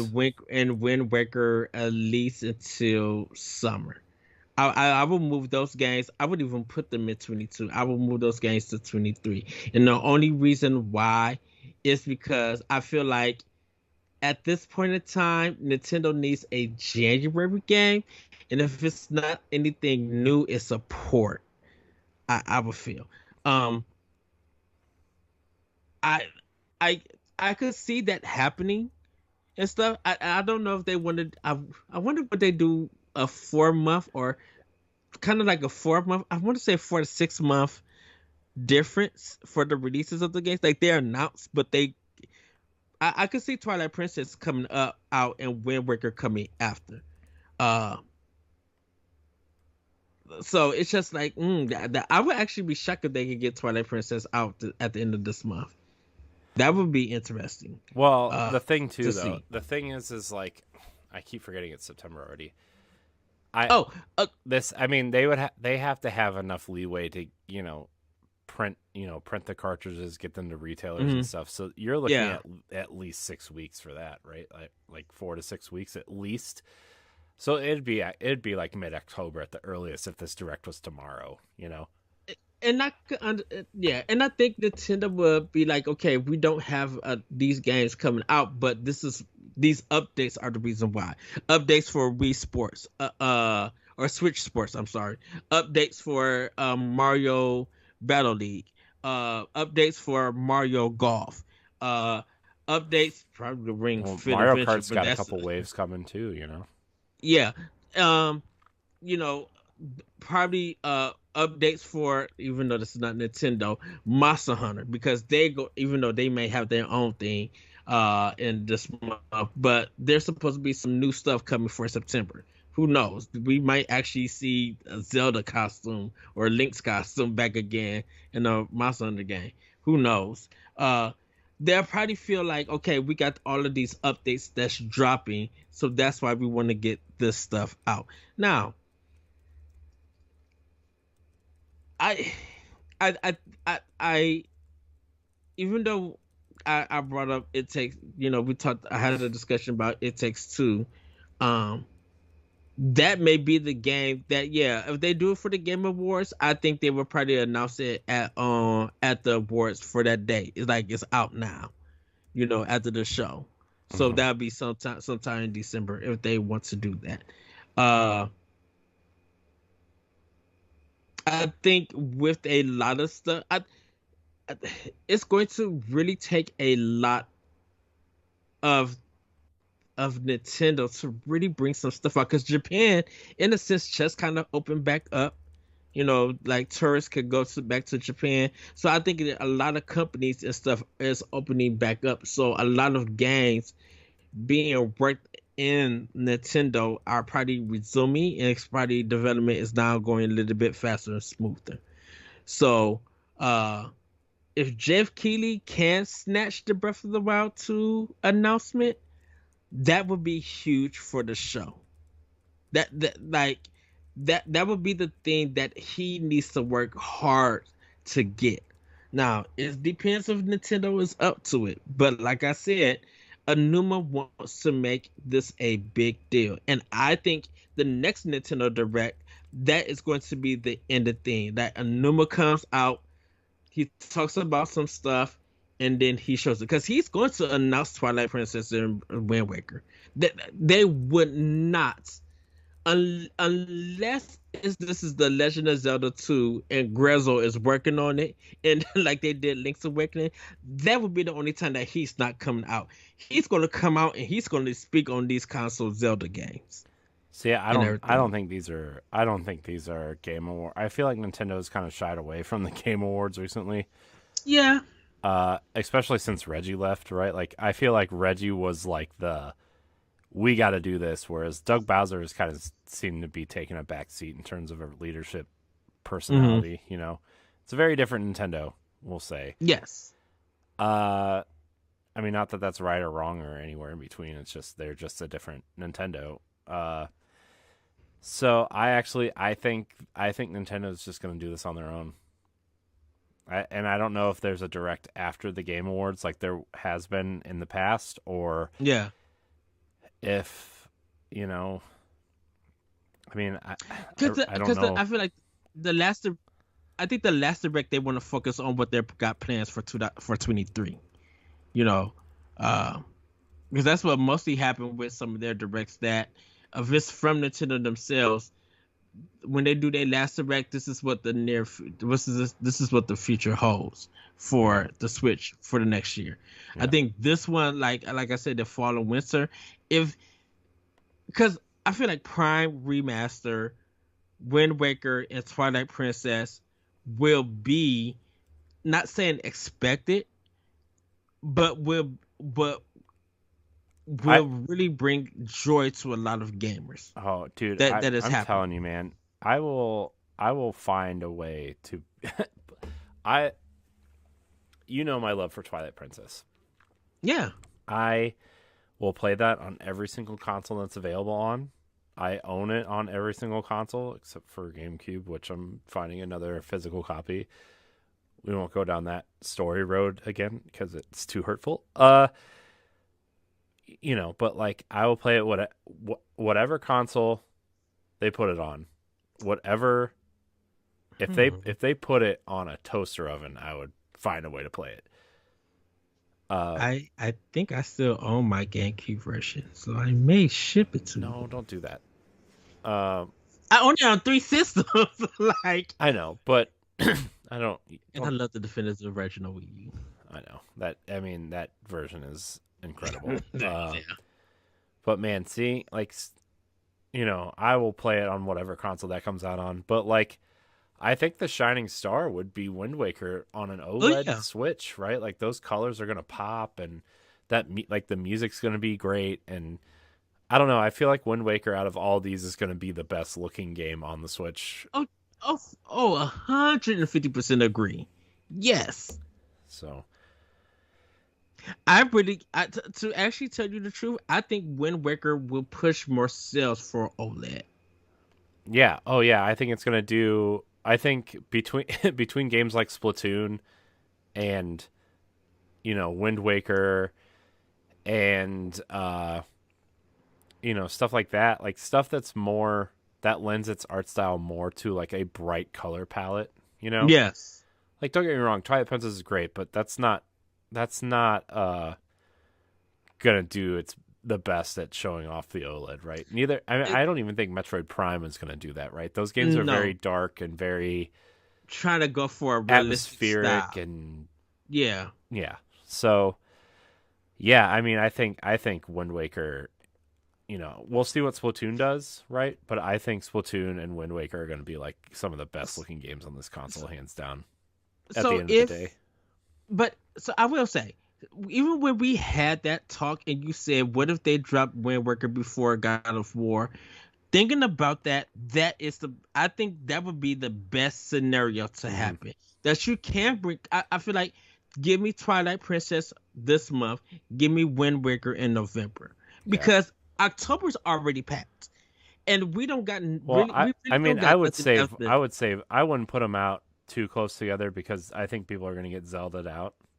You know, Hmm. not that I mean, I would play them both back to back, whatever. But like, I think people are going to get Zelda'd out, and I don't. I want both these games to do well. So I think this is going to be well, I won't say this is going to be the struggle. If they do space them out, does Microsoft become a part of it? Not saying it's a problem or anything, because a lot of people want to be playing their games on Game Pass, but it's the planning of getting and playing games on their platform. Because I know Microsoft is going to go hard in 23. Well, I So, mean, Microsoft doesn't really have anything this fall, right? Except for maybe mhm, like they have. I think Deathloop is gonna kind of be positioned as their big game this fall, even though it came out on PlayStation last year, right? Because yes. it's already done. It's gonna be on Game Pass. That's gonna be their big push. And then I think they have the marketing deal for Skull and Bones. Sorry, I didn't mean to cough, but I mean it was probably warranted. Uh, and so Because Starfield is leading the charge for Xbox next year. yeah, but I mean I mean, I don't know. I have so many mixed feelings. I really don't have any I, feelings on Starfield because, to be honest, I don't care about Starfield. But like, I just have so many mixed feelings on Xbox, and a lot of them are kind of like revolve around disappointment because I thought like, man, Xbox is gonna have such a great console generation, and by now I thought we would have had like at least like Hellblade. I thought Halo was gonna be like, take off in a bigger way, mhm. and it kind of stinks to see like, I mean, I bought an Xbox because I like Gears and I like Halo well enough, and oh, there's a new Fable in development. There's, Hellblade's going to be cool. I just thought we were going to have some of the stuff already. And not to make this about Xbox, but like I really don't see what they're selling this fall. Like really at all, except for like cheaper boxes and Game Pass, you Yeah. know?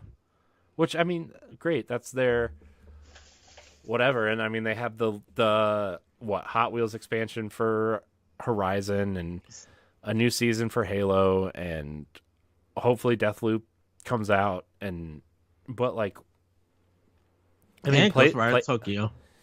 well that's not they can't release that on Game Pass until what May because it's a year exclusive. Oh, it's a year exclusive. Okay. So But I think it's just with Microsoft, just like if Nintendo is dead for a bit in 23, Microsoft got, that's good for gamers who's going to be able to work with that schedule. I mhm. think right now, if a Twilight Princess and Wind Waker does happen within this year, um, when it does, I think that's going to be a great benefit for Nintendo and for gamers, because I think it's for a lot of people with saying that it's a guaranteed sale for them. That's going to be good sales for Nintendo. Twilight Princess and Wind Waker probably will hit 1 million plus. Wind Waker may hit it Well, faster. here's the thing. I mean, granted, Twilight Princess and Wind Waker are both way better games than Skyward Sword, but Skyward Sword only sold like 4 million. I mean, and I say only, like 4 million is a ton of copies, but like you compare that to the almost 30 million that Breath of the Wild has sold, it's like, man, you Hmm. like I think that says a lot about Skyward Sword as a game, you know. I think it's. I don't think it says more of a game. I think it's more of this has already been done compared to this is already new, and this new thing that we didn't know that we were going to get has been not only like an experiment, but it's also sold the Switch on what it means. Of course, it was also on Wii U and everything, but there was just something about that game we didn't expect. We was curious about Skyward Sword because of the controls.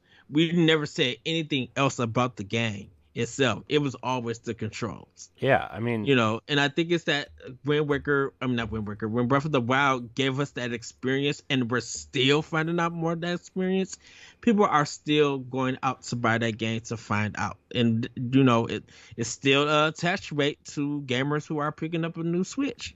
yeah. They're going to buy it and stuff. I think Skyward Sword is just more of, oh, it's a Zelda game. I want to have it in my collection. I can't get it on Wii because I don't play that system. It's available for Switch. I'll get it just to hold on to it.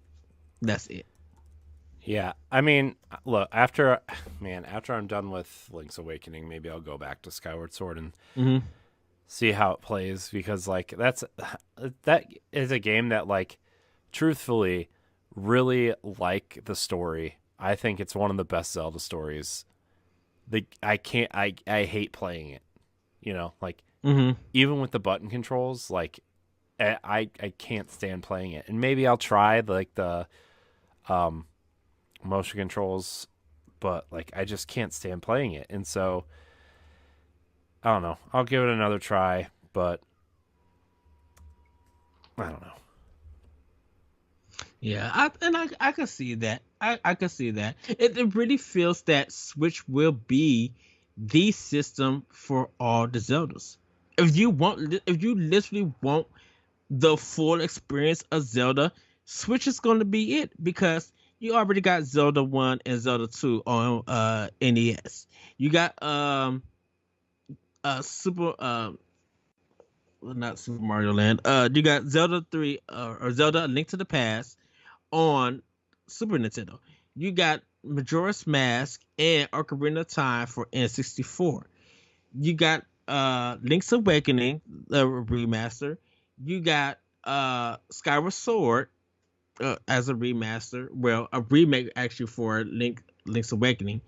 And the only ones that's missing are the two Oracle games, Minish Cap, the four sword game, like those four sword games, Yeah, and but all of those will that, be like the on side those will be games. on some sort of Nintendo Switch Online package. Like that Yeah. that's another thing that they could totally release this fall, Hmm. right?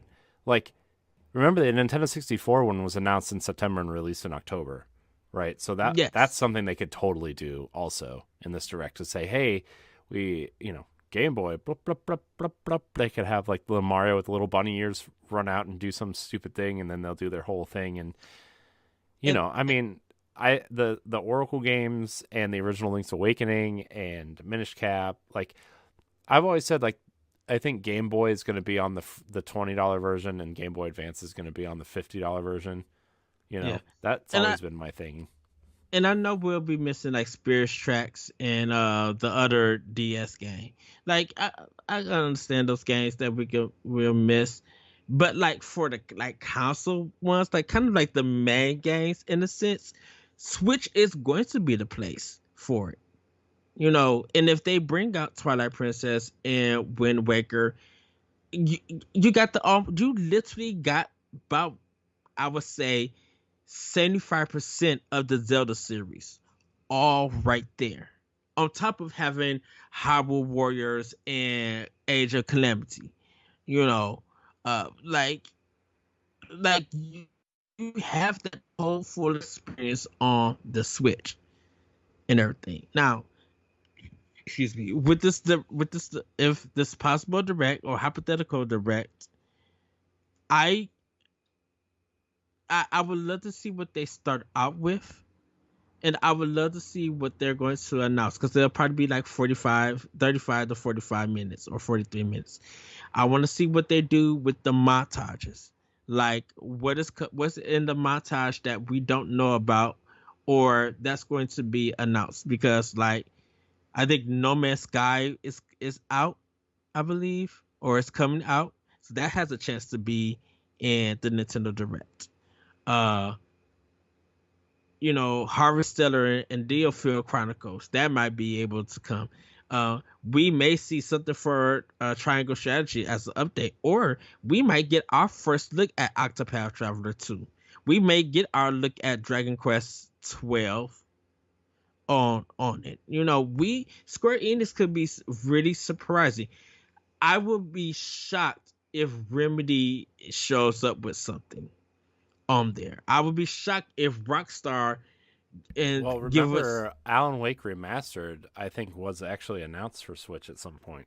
Yeah, it was. So, I mean, that could definitely be happening. They could probably be showing that, which I have a feeling that that's probably going to be in the Direct. Like, if Nintendo really wants to get Remedy on board, they could show it and talk about it. That'd be cool. Because I have a feeling. I have a feeling that Remedy is going to be supporting Nintendo on their next platform or their next console. I think Nintendo is supposed to be like, okay, let's get our console up in power, so we could get some of these big third parties. They've seen the success with the Switch. There's a possibility that same success could consider on our next console. That's just my theory with that. Maybe CD Projekt Red brings something. I think CD Projekt Red could bring the old Witcher series, like 1 and 2. That could drop on Switch. I mean, The Witcher 2 is already done and out. Like, Microsoft, I think, published that on the 360. Mm-hmm. Although I think CD Projekt wants to self-publish. But I mean, I don't know about The Witcher 1. I mean, it would be for a completionist sake, maybe, but like, The Witcher 2 is actually a pretty okay game, right? It's not an open world game like The Witcher 3, but it's a pretty decent RPG, Yeah. And we haven't even touched down on the Embracer Group. And Embracer Group might not be in this Direct, but I think they're going to be in future Directs. Well, yeah, I mean, they have so many games. Like, yeah. Look, they have what, 140 studios now? Yeah. Like, their games are bound to end up on Switch at some point, right? So, like, especially like HD remasters and remakes. So, yeah. Which is crazy, because like I know a lot of people don't like the Embracer Group because, the internet says you're not supposed to like them, but I actually like a lot of the IP that they owned. And don't forget, they own Deus Ex and Tomb Raider and Thief and Legacy of Kain. Like, a Legacy of Kain collection would be... If they pop on that mug with Soul Mover and they said you could download this game right after the presentation, I would be shocked if the eShop don't crash. Yeah, yeah, I say that a lot and it doesn't happen, but I'm just like, a lot of people are... When Portal 1 and Portal 2 the Portal collection was happening, people were just like, wait, what? Because everybody at that time was talking about Portal 2. People who loved Portal 2, I should say, was shocked that was happening or in anything. Heck, Valve could come in and literally just kick Twilight Princess and Wind Waker's tail. Like, they could be like, yeah, we're bringing the Half-Life episodes 1 and 2, and guess what? Half-Life 3 episode 3 is going to be exclusive to Switch and Steam. Time exclusive. Yeah. If they were, even though that would be nonsense, that it would never happen, watch Twitter just have a meltdown. So should say social media. Social media would have a meltdown. I would be looking at Nintendo Live to be like, what the world is going on with everybody saying, because that's going to be the trending. I think once this Nintendo Direct happens, for the next 2 days after that showcase, that's what's going to be trending. Besides some of the memes or whatever, because I know someone's going to take some of the game memes from there and everything. Yeah. You know, Life is Strange could be having it, because I don't think we even got the remaster collection on Switch yet. I mean, that's coming out in 2 weeks, I think. I think so, probably. So, I mean, I don't really care about all that. I care about Zelda. You know, like I care about what Zelda is doing, and I hope that, you know, I hope if there is any games coming to the Switch that I like truly want, it is those games. You know, in terms of ports. I get Resident Raider, please? Oh yeah, well those two, but you know, look, Wind Waker especially has been on 2 consoles that nobody bought, you know, and that's been such a hard thing to watch, you know, like that game needs to be on something that people have purchased and bought and played, right? I feel so bad that game is just stuck on these consoles, and it's like there's no reason for it not to be on the Switch at this point, you know. It's bright, the HD port, the work is already done, you know, like the HD work is already done. Well, no, Nitsy, they may still play around with some things, but if they could just get like 100% on that mug on the cartridge, do it. Yeah. So I don't know. It's which is funny. What came to my mind was Color Splash.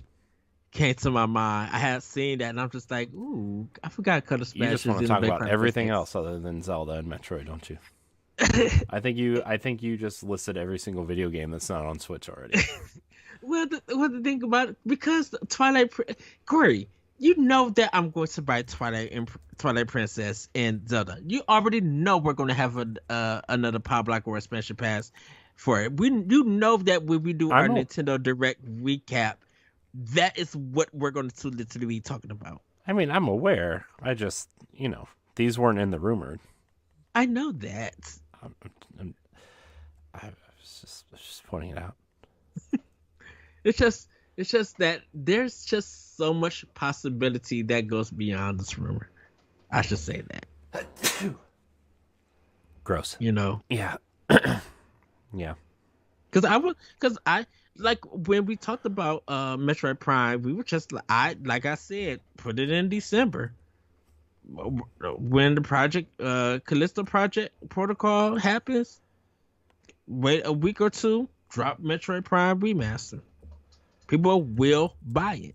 I'll buy it. Yeah. I mean, shoot, since y'all all want to do space games for the next umpteenth months, you might as well Nintendo just throw out Prime. I would love to see that beautiful world remastered and running on Switch. Yeah, me too. I'm hoping that. I'm kind of shocked though that it's not going to be the whole collection in one thing. You know, depending on who's working on it, yeah, because I think the main team at Retro is focusing on 4 and everything.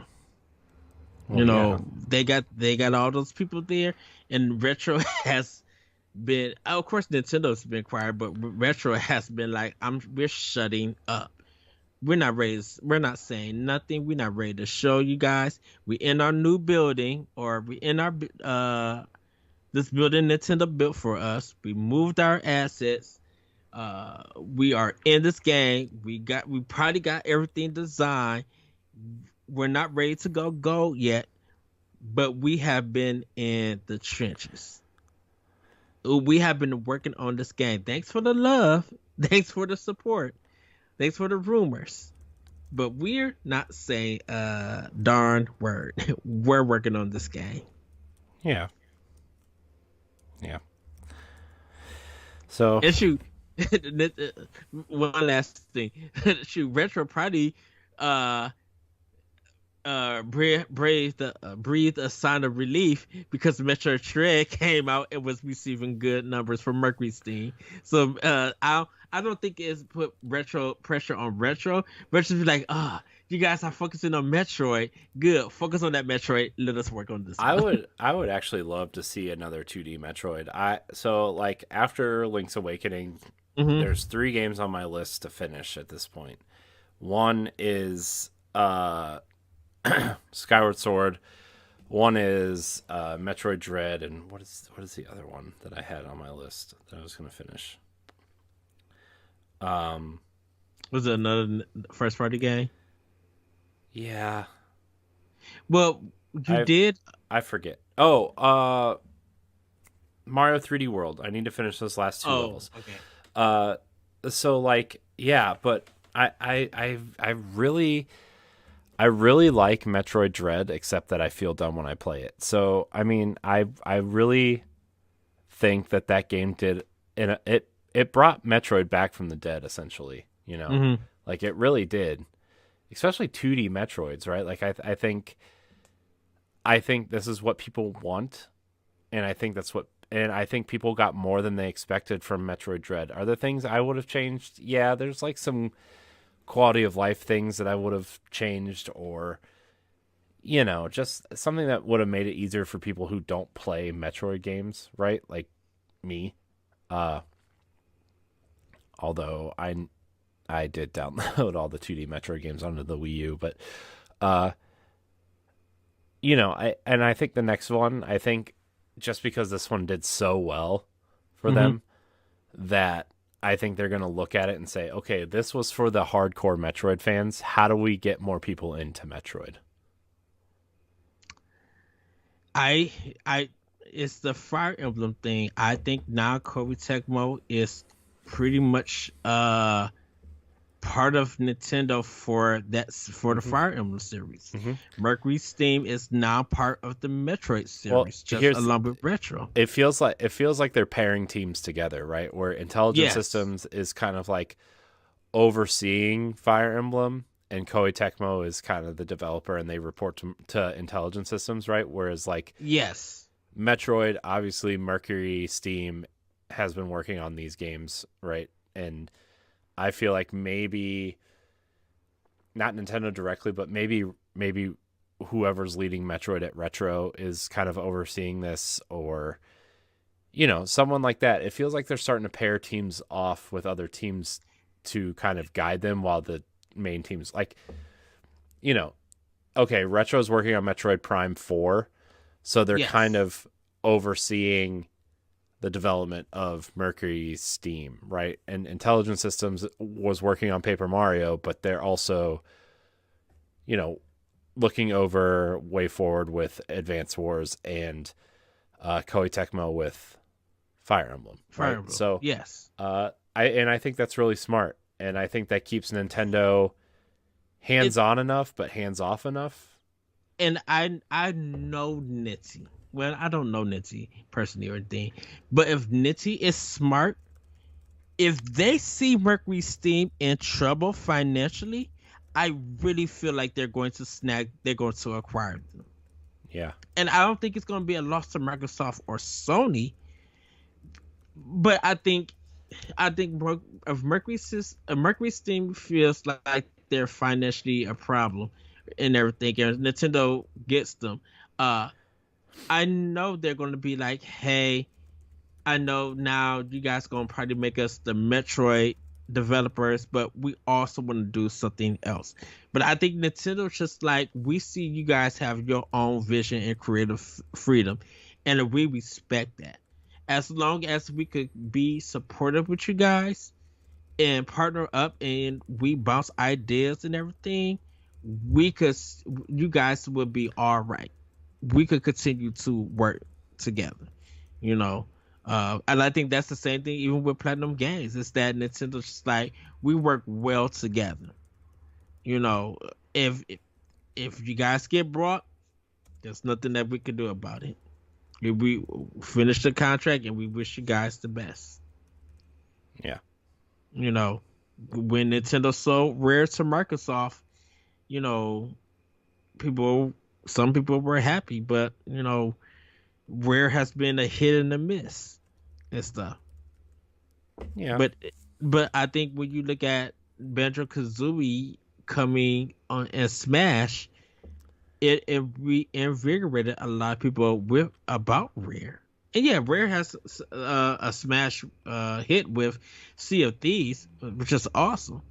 Uh, but now it just shows that, man, people kind of miss Rare on Nintendo Well, yeah, compared to but them. Rare was the Nintendo 64, right? I mean, Yeah, you know, even earlier for that, they just Rare wasn't part of Nintendo, but they were making Nintendo games until the N64.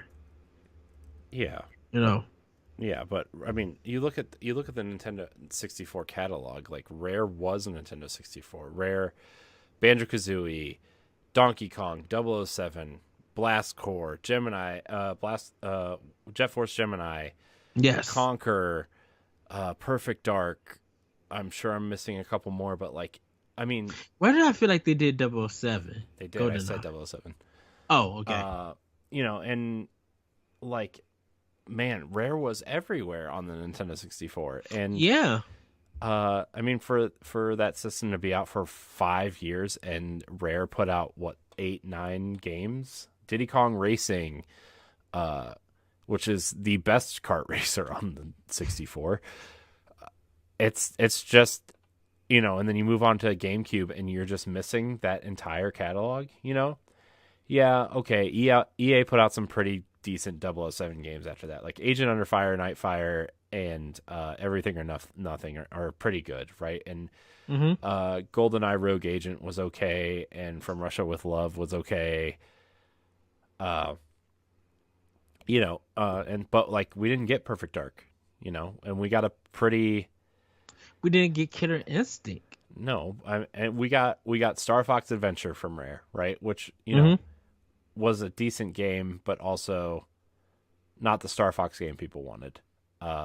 And so, those games that I'm naming, like you take those away from Nintendo 64, like, yeah, Nintendo put out some great games, but like you think of Nintendo 64, like you're thinking Rare. You think of Ocarina of Time, you think of Mario 64, you think of Mario Kart, and you think of Rare games. Like that's what you think of when you like initially, They had that magic of making hit games. Yeah. And it just felt like when it got to GameCube, I don't know if it was because of the people that left Rare or what, but that magic felt like it was fading.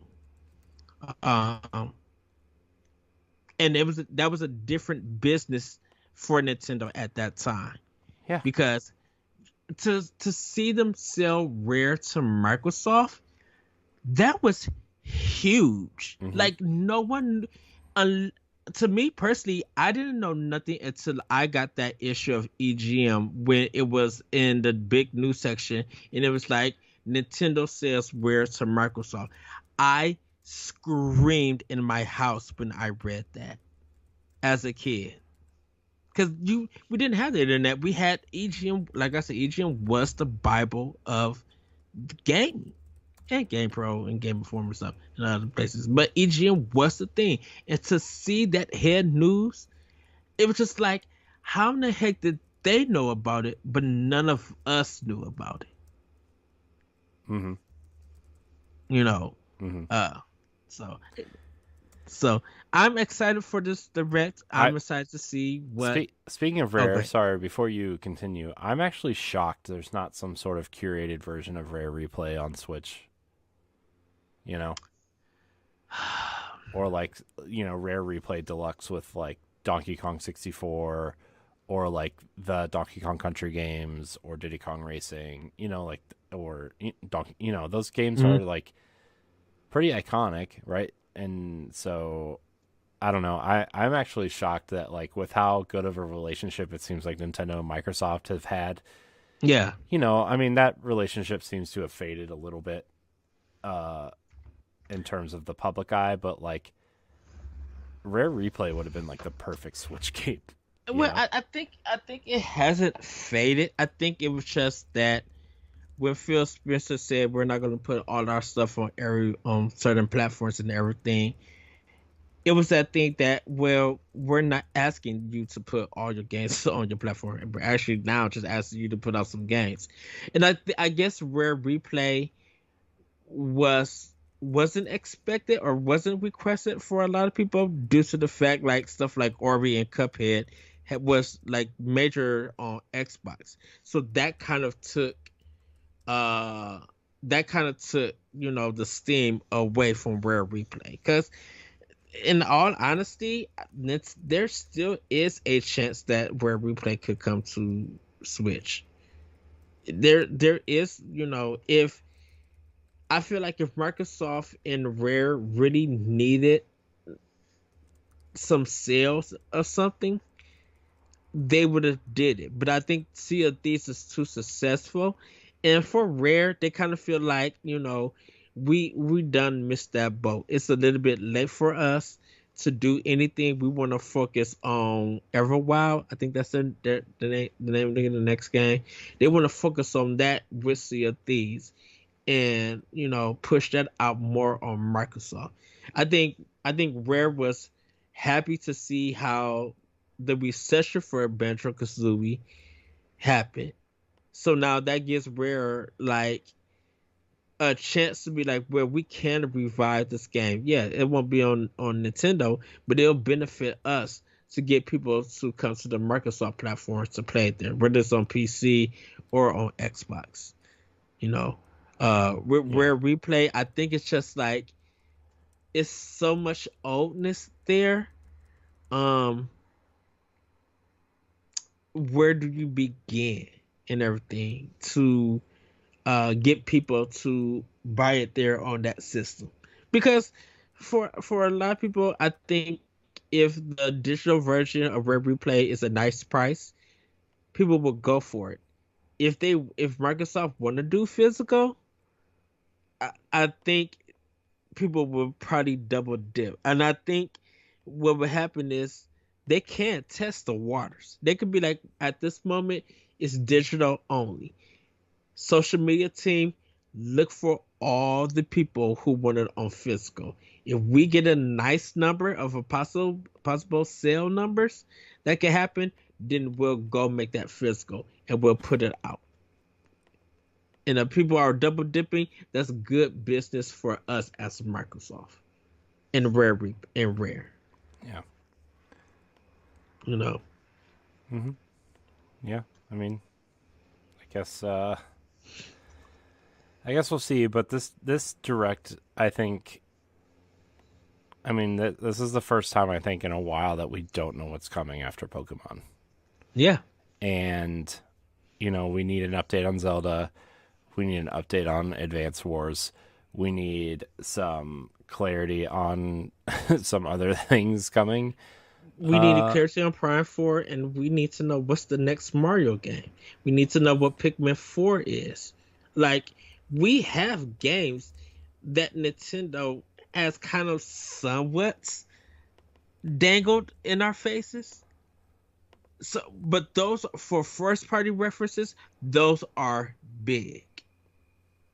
Yeah. Like, we don't know if there's going to be a new IP. I guess I go back to saying ARMS 2 and everything. But we can't get ARMS 2. Heck, we could get Pokken 2. I mean, I feel like a new Pokken tournament is pretty likely. Yeah. I mean, because it was free for a little bit, right? Like, that seems and like an odd title. This this far. And that the Pokemon tournament that just ended a couple of weeks ago, people were at playing Pokken as a fighter. The Pokemon company was surprised. He'd be like, "Y'all play this game like this?" And it's like, "Yeah." Yeah, so, I mean that's kind of a weird one, I think, but also like, I don't know. And Nitty, who's been doing games like Box Boy and Box Girl, good job. Cadence of Hyrule, I believe that's the Necromancer game. they could be doing something with some small developer and bringing out one of their titles. Yeah. Like Sakurai with his new channel. He's Oh yeah, we already didn't even talk about that. right. He's already working through, probably coming up with some ideas after this game channel, and for it hit 500,000 subscribers, and people have really been enjoying it. They're learning a lot from him. Mm-hmm. A lot of developers and gamers such as learning a lot. Sakurai could be doing something new that we won't see yet, that we probably won't see until 24, but we know that he got something planned. So that's close to, at right now, 6+ some games. Yeah. Now we just need concrete stuff. We just need to be shown that. Mm-hmm. Yeah. So I mean, we'll see. But hey, Direct supposedly happening. If there is, you guys will be the first to hear it from us, I think. So Corey, you already know I'm going to be texting you like crazy, or you text me, because like, oh yeah, I do wonder though, do they normally do their directs on Wednesdays, or do they do them on Thursdays? it's usually Wednesday. Wednesday. Whatever that Wednesday is, I'm gonna have to skip Boss Rush podcast. Sorry. I